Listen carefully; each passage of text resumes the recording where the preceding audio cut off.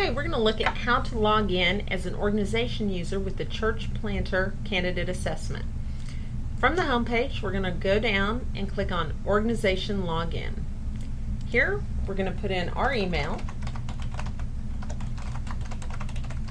our password, and hit Submit. Once we're logged in, we're going to be able to see first thing our church planters.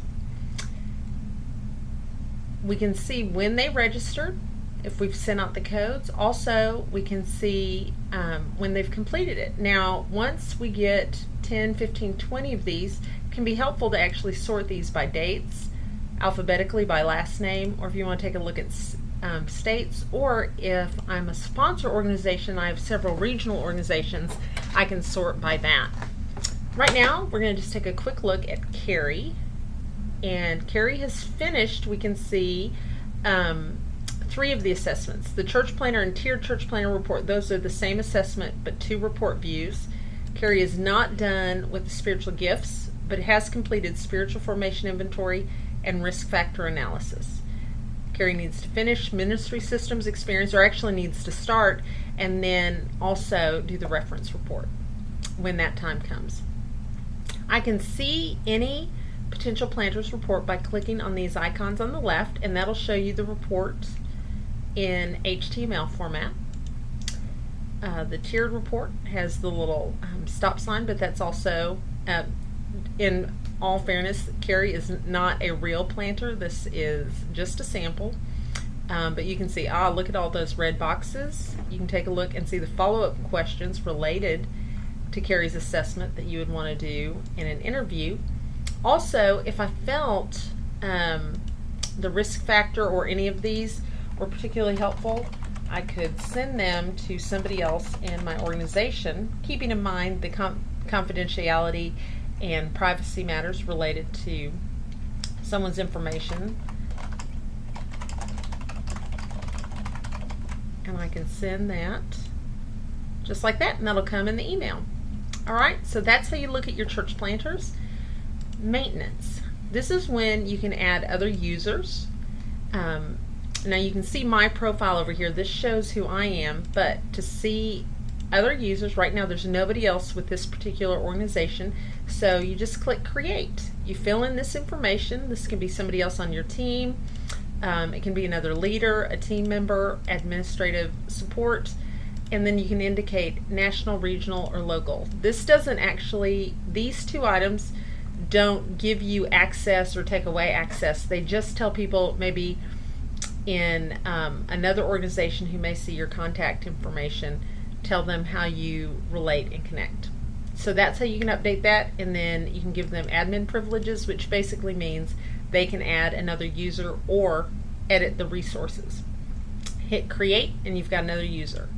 The other thing you can do in maintenance is resources, and by resources that just means the pages that tell about organizations. These are the public pages, but also what a church planter sees. And here are some examples of what these are. There's a link, there's the purchase passcode button, basic information, and URLs to your organization. We'll look at another one. North American Mission Board. This is basic information about that organization. Any regional organizations that are under a sponsor show up over here, and then you can see that, and then also, most importantly, your purchase passcode button. Now, when you'd like to edit that, I may have confused you. You click on Maintenance, Resources, and then Edit. Now, I had a few things in here, but I didn't really like those, so I've actually written something else up, and I'm going to paste that in here. And just to make sure it looks good, I'm going to click on these boxes. I'm going to paste it in. We don't want it all bold and italics, so I'm going to do that. And then I'll highlight that. There. And then I'm going to hit Update. Now that nothing has changed yet. When you're done adding everything that you want to add, you hit Submit for approval. That'll be sent to my office, and then I'll just double check, make sure everything is good, and he'll approve that. That usually doesn't take very long at all. I want to add a link over here, and then this is actually the text. What I suggest here for organizations is you want these links to be next steps, information about you. This is what a church planter will see. One, if they're happening to visit the site and considering who to take the assessment through, or maybe you gave them the code and they're in their account and they need to know what to do next. You want these links to reconnect them with your organization. I want to get an idea of what my page looks like. Okay, that works. I don't want to do a logo just yet. When you do add a logo, your logo actually needs to be hosted somewhere else, so you actually put the link for your logo. You don't upload the logo to the site. You put a link to your logo here, and that's where that goes whenever you're ready. So when I'm done with that, I'm going to submit for approval, and then if you'll take a look, this is what that page looks like right now. Church planting organization. Right now it just defaults to some basic information that is there anytime someone doesn't have any information. But I'm going to go over and approve this organization's information. And then now when I refresh this page, you see this. Oh, and you know what else I need to do? I need to approve their links. Those have to be done individually. We just need to, it's just an extra precaution to make sure nothing crazy ends up hosted. So I'm going to approve both links.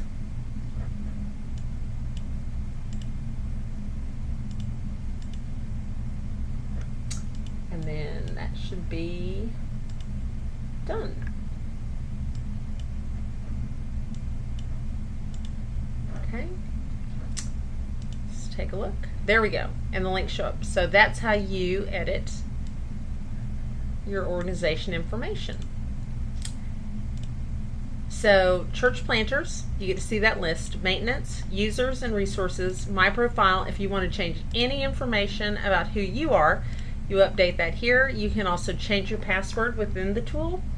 Then we've also added a page of tutorials. We'll be adding to these over time. Here are a few videos about how to register a CPCA passcode, purchasing a passcode, what happens if someone can't find a passcode. So over time we'll be adding different resources. You may even have found this video on this page. And finally, you can either go back to home or you can log out. And that's how you log in and use the tool as an organization user.